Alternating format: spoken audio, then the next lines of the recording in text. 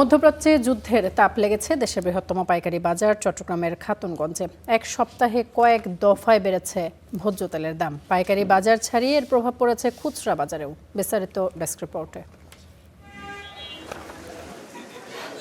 মধ্যপ্রাচ্যে যুদ্ধের আঁচ লেগেছে চট্টগ্রামের পাইকারি বাজার খাতুনগঞ্জে। সপ্তাহের ব্যবধানে দফায় দফায় বেড়েছে সয়াবিন ও পাম তেলের দাম। পাইকারিতে খোলা সয়াবিন প্রতিমণ বিক্রি হচ্ছে ৭,২৮০ টাকায়, যা গত বৃহস্পতিবারও ছিল ৭,১০০ টাকায়। পাম অয়েল ৬,০১০ টাকা থেকে বেড়ে বিক্রি হচ্ছে ৬,০৫০ টাকায়। অন্যদিকে বোতলে বিক্রি করা সয়াবিন তেলে আগের মূল্য লেখা থাকলেও সংকটের কারণ দেখিয়ে ৩ থেকে ৪ টাকা বাড়িয়ে বিক্রি হচ্ছে ১৯৮ টাকা লিটার। এছাড়াও সরিষার তেলের দাম কেজিতে বেড়েছে ৮ থেকে ৯ টাকা। সবগুলো কোম্পানি মাল দেওয়া স্লো করে দিচ্ছে, বন্ধ করে দিচ্ছে, এবং পার লিটারে কিছু কিছু কোম্পানি পার লিটারে 2 টাকা 3 টাকা বাড়ায় দিচ্ছে।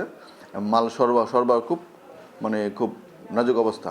সব কোম্পানি একটা ইস্যু দিতেছে, গাড়ি ভাড়া বেশি, আর বলতেছে তেল শর্ট। পাইকারি বাজারের এই অস্থিরতার প্রভাব পড়েছে খুচরাতেও।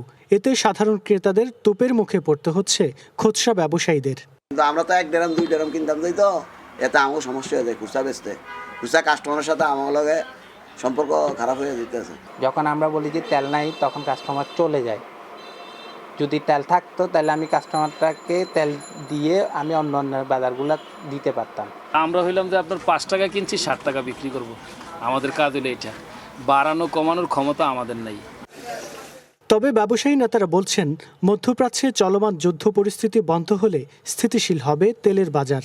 আন্তর্জাতিক বাজার ওঠানামার সাথে আমাদের এখানকার বাজার ওঠানামা হবে, সেটাই স্বাভাবিক। বর্তমানে যুদ্ধের যে পরিস্থিতি, এটা যদি একটা পর্যায়ে চলে আসে বা এটা একটা সীমিত পর্যায়ে চলে আসে বা এটা যুদ্ধটা যদি বন্ধ হয়, তাহলে আমরা আশা করতেছি হয়তো যেই বাড়ার যে প্রবণতাটা এখন আন্তর্জাতিক বাজারে দেখা যাচ্ছে, সেটা কিছুটা কমে আসবে।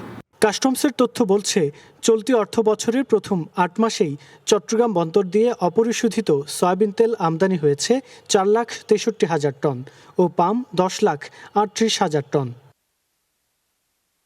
রুকন উদ্দিন, স্টার নিউজ, চট্টগ্রাম।